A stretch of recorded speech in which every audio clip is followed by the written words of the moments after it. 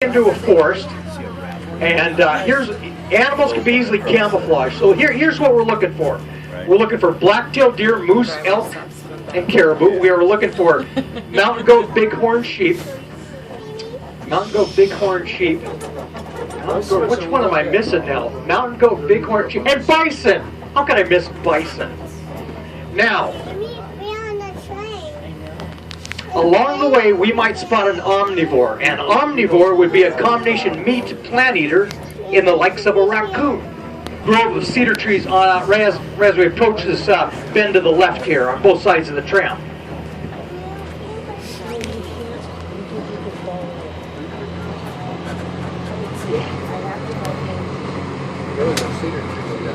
Now, if anybody in the front car should spot an animal on the slope side, I want you to just gently say something to me.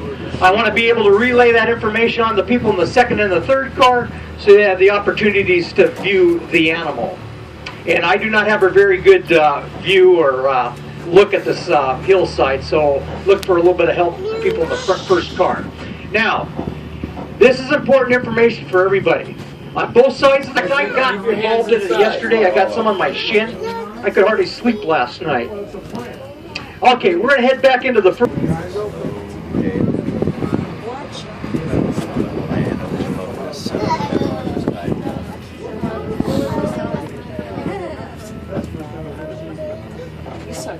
And what I'm looking for, folks, is actually baby lambs. They're going to be about 5 to 7 pounds in weight. They're going to be very hard to see in the tall grass, but they will jump up and down like a little popcorn ball. So I'm looking for some baby lambs in this area here. And usually the mother is fairly close by.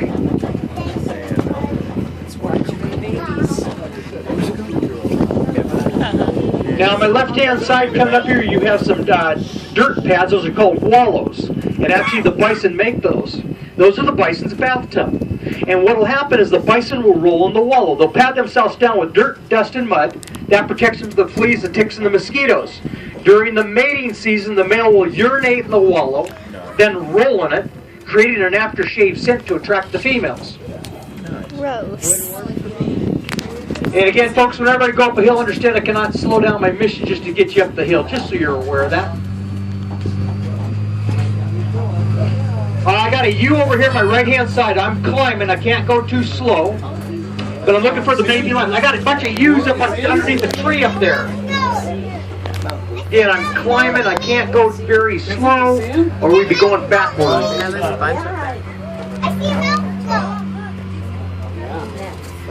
Now remember, the ewe is more dangerous than the male. They have the daggers.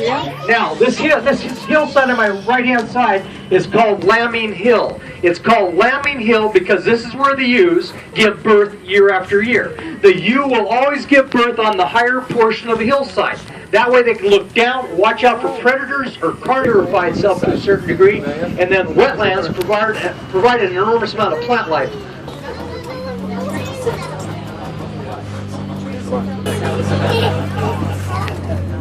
Left-hand side. If you look directly across from this moss-covered rock, you will see a stack of sticks. That is a beaver lodge. And there's an upstairs and a downstairs to a beaver lodge. The beaver will go in that downstairs, shake all the mud, the wet off, go in the upstairs, spend the rest of the day. The beaver is the largest rodent in North America, weighing up to 40 pounds, and the beaver is second to man at being able to manipulate the environment for their benefit. They make incredible lodges and make incredible dams. In fact, when a beaver...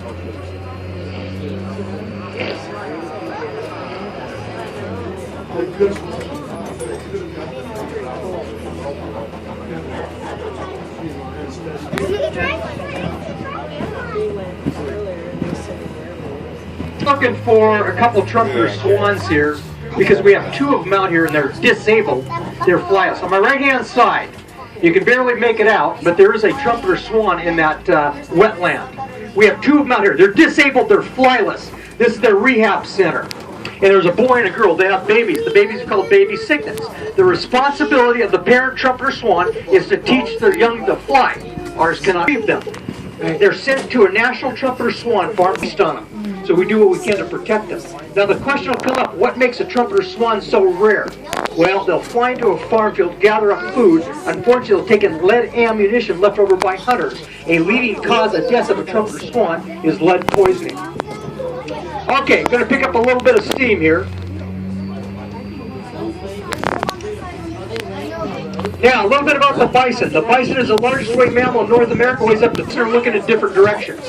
They're doing that because that's kind of a natural thing for them to do. They're looking out for predators or carnivores or anything that might come out and harm these babies.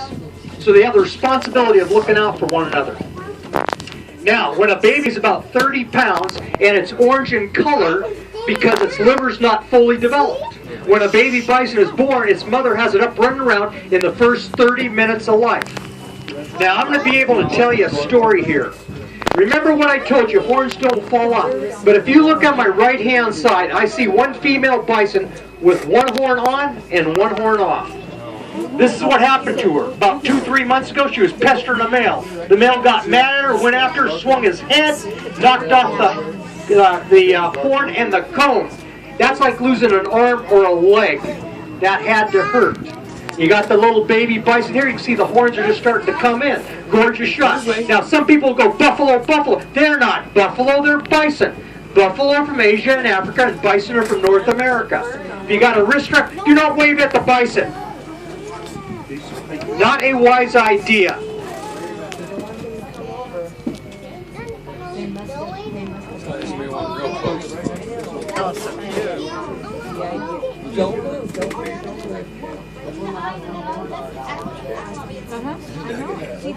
Now, if you got a camera, make sure you have it around your wrist, because again, if anything falls out, don't know what's going to happen to it. Gorgeous shot of the bison. It's so cute.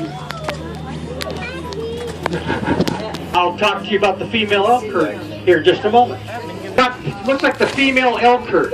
Now, you're going to notice the white rump patch. That white rump patch goes up like cat's hair if they are in danger or fear of something. That's one of the ways they use silent communication to communicate with one another. Now, I see also a male elk out here. And these are going to be young male elk. They're a bunch of mama's boys. They're the males. But the large domination of the male elk herd is away from the female elk herd. They're going to start coming together. And then there's going to be some sparring. And usually the guy with the large elk velvet on those antlers. See, it's got a pink tint to it. Remember, right underneath the velvet is blood. And antlers grow from the outside in. Gorgeous shot of the female elk herd. That's what you call good placement.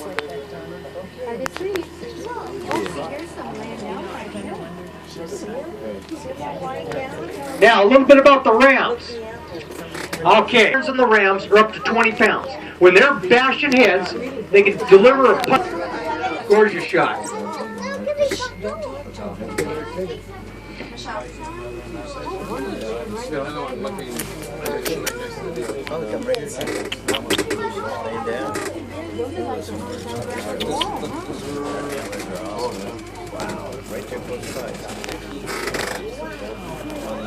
And I'm going to work my way up to my next call point. I'll be making that call, and then I'll be right back with you in a moment. Now, before I start climbing, I'm going to offer you, see if you can tell what happened to land about 80 to 90 years ago, and we'll talk about that when we get to the top. So for now...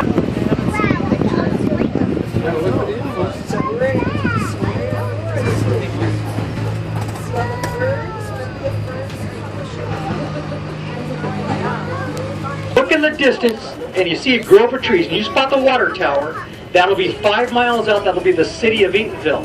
Now, there's a few people from out of state. So if you were here before May 18th, 1980, you would have had an outstanding view of Mount St. Helens from up here. But since it erupted, no more view of Mount St. Helens. But your view's on the left-hand side. Enjoy the view. Sick. It's just losing its winter coat. Gorgeous shot. So we'll tell you what side it's going to go on here in just a moment. The animals have the right-of-way out here. We are in their home, visiting them. It's going to be on your left-hand side, folks. Gorgeous shot of a mountain. You got a wrist strap for your camera. Make sure that wrist strap's around, because if it falls out, I do not know when you're going to get it back, if you're going to get it back. Left-hand side, you have a stuff with a notch in it. That notch was created by the loggers in the early 20s, and what they would do is they'd insert a springboard. Two loggers would get on that springboard, use a two-man saw, and bring down that timber. You can also see remnants of the fire from 1924. A lot of scar marks up here.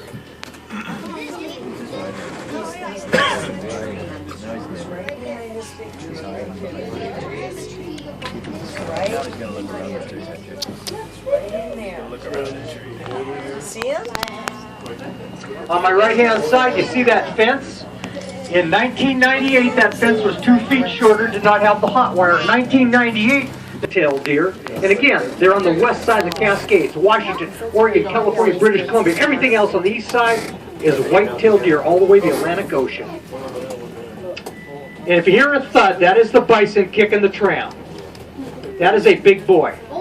Hands inside the tram. Do not try to reach out and touch the animal.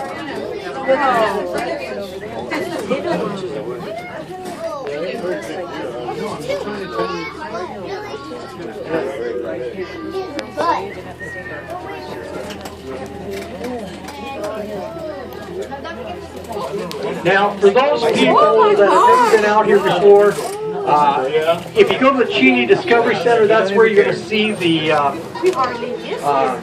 reptiles, the snake, bullfrog, salamander, and then there's arts and crafts. The Baker Research Cabin, go inside it.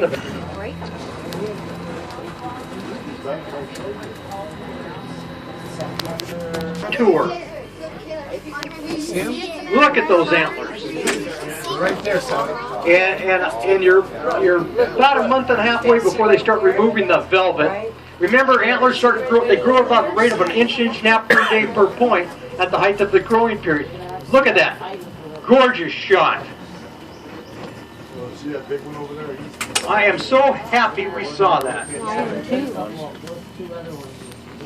Look at those. Do you see the antlers, Kinsley? Now the male and the female elk herd will come together, and again there'll be some sparring, little competition, and then the dominant bull will take over and rout all the other males away, and that becomes his harem for the season. It's the way the system works.